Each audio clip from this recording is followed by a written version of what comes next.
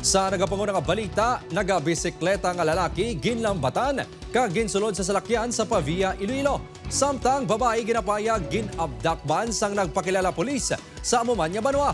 Apang duwa ka insidente, lihitimo kuno nga operasyon suno sa CIDG Iloilo. Yaring balita.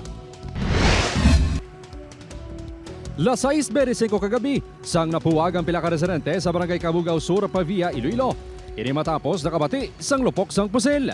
Sa investigasyon sang Pavia Police, ginlambatan sa isa kasalakyan nga duwag pula ang lalaki nga nagabisikleta.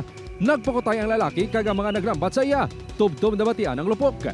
Ginpasulod sang duwa ka persona ang lalaki sa salakyan kag ginbilin ang bisikleta. May dugo pa nga nakitaan malapit sa bisikleta. Tanang ospital no, sa city, sa Santa Barbara, kag diri sa Mayungka, nag-coordinate kita. Negative gid ang feedback sa mga ospital nga wala maging dalang biktima. Matapos lang ang 15 minutos, Las 6:40 sang gabi, sang ginapahayag na tabo ang pagpangabdak sang isa ka lalaki sa babae sa gwa sang isa ka convenience store sa Barangay Purok 3, Pavia. Buligan pa kuntani sa mga bystander ang babae, apang nagpakilala kuno nga pulis ang nagapugo sa iya nga lalaki. May salakyan na nga puti kag maroon, na daw pula. Nang palapit no upod gud diri oh. Tapos sa mga nagambala sila nga sir, may problema pulis ni.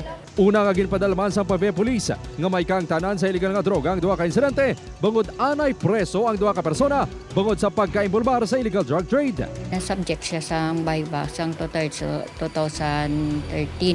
Tapos sa 2017 nagwa siya. O sa nakagwa na siya, wala naman kami sa drugless namon. 2024 nadakpan siya together with her friend sa Barangay Anilaw. Ginpagwa siya 2025 kay Manugbata na. Apang ang ginapaligban ng mga sospek sang Pavia MPS, mga operatiba gani sang Criminal Investigation and Detection Group nga nagpatigayon sang lehitimo nga operasyon. Apang pagklaro sang CIDG, hindi drug bypass kundi operasyon kontra illegal nga armas ang ilagin patigayon. Subject sang ila operasyon sa Barangay Cabugao ang 45 anyos nga si Mark Alarcon. Nakuhaan ini sang 38 caliber revolver, 100 pesos nga bypass money, kag 3,400 pesos nga budol money.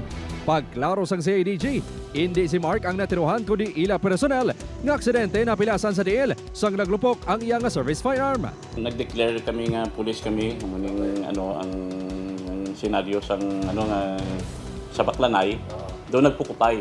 Do lawig ang pukutay. Before sang pukutay pa lang to daan, before sang accidental firing, damo na mga pilas ng mga gas-gas na sa dahon. Pag secured na namon sa subject nga si Mark, gindala na lang namon for security reasons. Preso na karon si Mark sa CIDG kag magapangatubang sa paglapas sa illegal possession of firearms. Pahayag sini sa news team.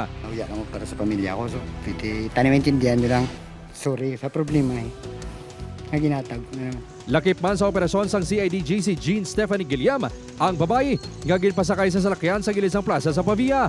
Apang ginpapauli ini kagabi matapos wala man makuhaan sang pusil. May ara sa nga transaksyon sa among confidential agent. Galing kay do nag-resist siya, do nag-react do nagpukutay sila. Gina-verify naman sa Police Regional Office 6 ang gintuwad ni Steph sa Pavia Police kay nasangaga nga ang natabo ang hindi abduction kundi away nila sang iya ex-boyfriend. Sunod sa Pavia MPS, las 11 na sa gabi nag-coordinate sa ilang CIDG.